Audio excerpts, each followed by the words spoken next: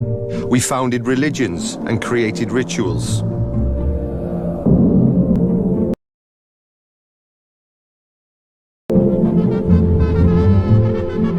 We research and philosophize. If there are souls, where are they? We depict it in art and in entertainment. We take life, we create life, and we lose those we love.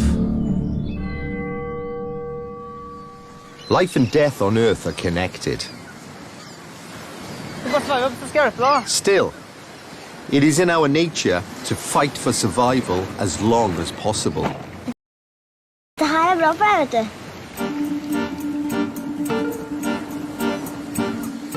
13.7 billion years ago, the universe is formed.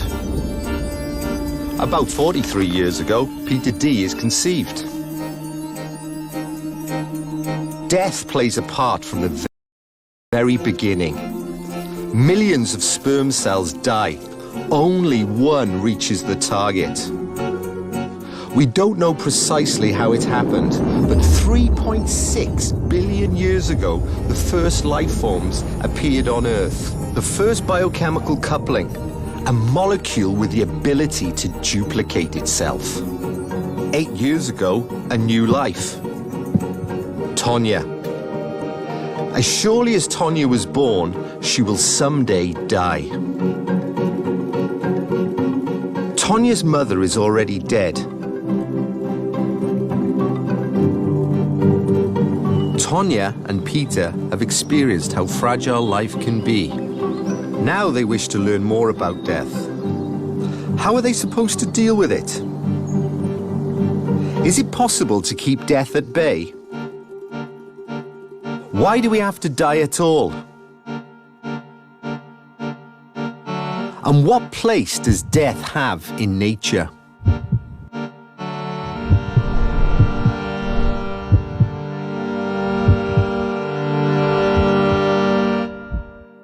The possibility of life after death is explored in Phoenix, Arizona by the Cryonic Society. They believe that cryobiology, the freezing of biological matter, is the answer. They propose freezing bodies in cold storage capsules. Scientists are mostly skeptical. The dream of finding a cure for death has always been with us. In the 60s, some people started freezing their bodies after death, hoping that future medical technology would someday bring them back to life. So far, 270 people and a few pets have been frozen in this manner. Here at the Cryonics Institute in Detroit, we find a few of them, stacked in these tanks that are monitored at all times. We're in the area where we store our patients back here. The cylinders hold 6 patients apiece. And that one holds 10. The one behind us holds 14. A lot of people ask when we expect revival to be possible. We don't know. First, we don't know if it is going to be possible. We expect it to be, and we hope it will be. And people estimate anywhere from 50 to 200 years. It could be sooner, it could be longer, it could be never. For those of you who are skeptical to lying in a tank indefinitely, you can freeze a pet or a DNA sample of yourself. It's a storage unit that holds pets and samples. We do store pets for our members, and we store tissue samples. It's a little bit difficult to see, but that's liquid nitrogen that they're kept in.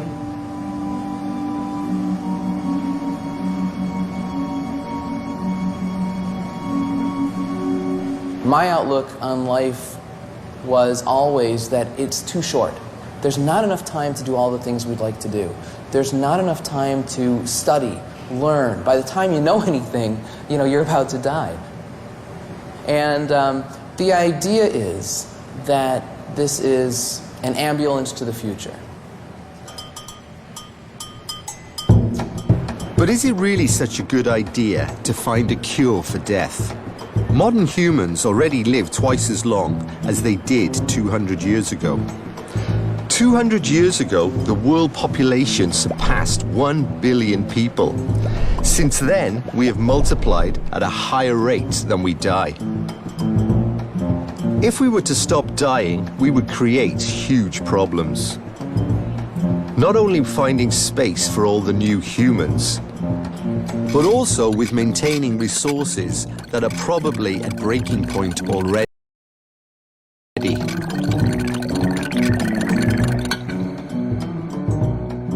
Biologisk set kan man vel sige, at meningen med livet, ja, det er at reproducere sig, skabe nyt liv, men også at dø og via sin død være med til at generere nyt liv her på jorden.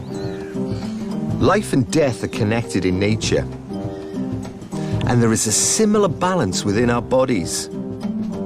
Millions of new cells are formed every minute. To make space for them, the old cells must die. Otherwise, we would just keep on expanding. Bare for å gi et tall, så kan man tenke seg at det er kanskje så mye som 1 million celler som dør hvert eneste sekund i kroppen vår. Kari Espelin Fladmark is a cell biologist who is researching cell death. Det tar bybanen bare i 5 minutter hver dag. Det er klart jeg kunne sitte og se på mennesker, og så kunne jeg tenke, ok, mens jeg satt disse 5 minuttene, så er det milliarder på milliarder av celler.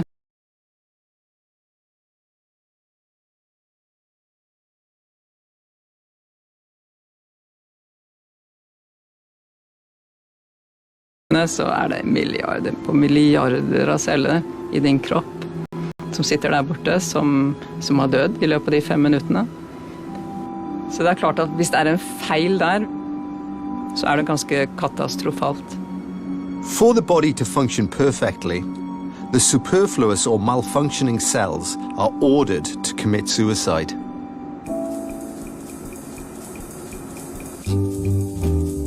Se her. Det perfekte menneske bevæger sig i et rum. Se ham. Se ham nu. Og nu. Se ham hele tiden.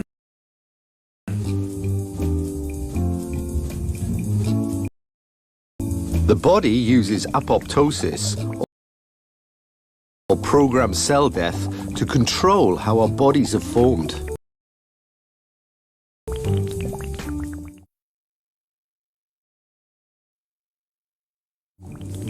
Vanligste eksemplet på programmert celledød, det er hvordan hånden vår blir dannet under fosterstadiet. I utgangspunktet så er hånden bare en plate. Så skjer det at de cellene som ligger mellom det som kommer til å bli fingrer, de dør.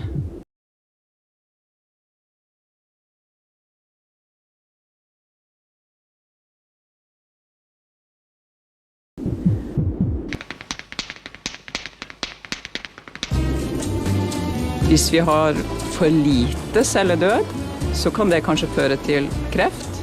Har vi for mye død, så kan det føre til sykdommer som rammer nervesystemet, som gjør at nerveceller dør. Cell death is also connected to aging. Most of our cells have a limit on how many times they can divide. And eventually our body will start to break down. Science is working towards postponing and even stopping this breakdown. But we have yet to succeed in this. Most people die of old age and age-related diseases. But plenty of other things can kill us. And there are wide geographical variations within the most common causes of death. In some parts of the world, infection claims the most lives. Other places, hunger or violence. In Western countries, heart disease is the most common. Every day, 150,000 people die across the globe. And what we do with all the dead bodies is a challenge that continues to grow. Taiwan, one of the world's most populated areas. To buy a spot in a graveyard is so expensive that very few people can afford it. But if you leave the city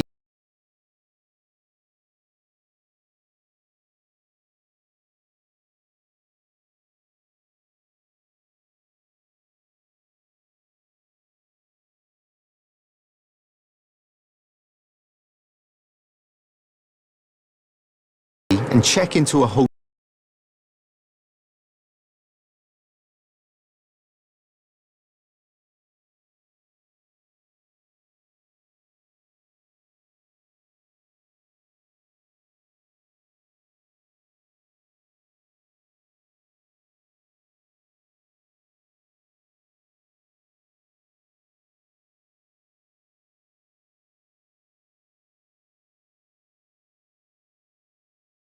hotel after dying, there's a better chance of getting a spot.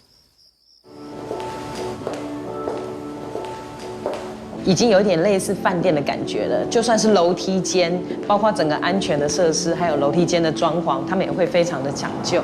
Chinbo Ta is one of the many graveyard buildings in Taiwan. And if you come here as a tourist, it's easy to get confused.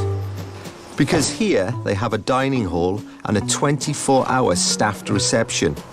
But those who check in here stay.